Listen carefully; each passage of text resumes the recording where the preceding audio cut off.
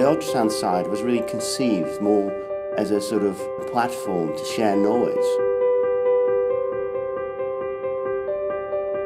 When I was initially doing my ultrasound training, I became increasingly passionate about the studies that I was doing. But also, most significantly, I was realising that there was a huge benefit to people from different professional backgrounds meeting to discuss how they were using ultrasound in different ways.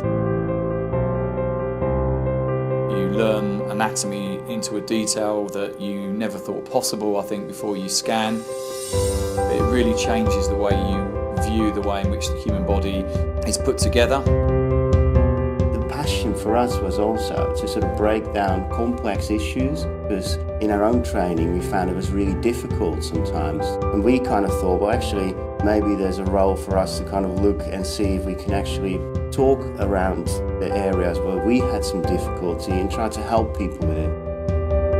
I found that online at that time, there wasn't really anywhere where that was being harnessed. And I felt that there was a need to try and create a community online, both through social media, through a website, where not only we had a community of different professionals engaging each other, but also where we started to progress the knowledge around this topic, trying together as a critical mass advance how imaging was being utilised, both in traditional settings but also more in the point of care.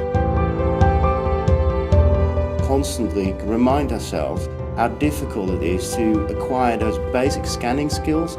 And I think that's where the Ultrasound Site is quite unique in a way, that we actually really try to get down to the level of the people that are learning it.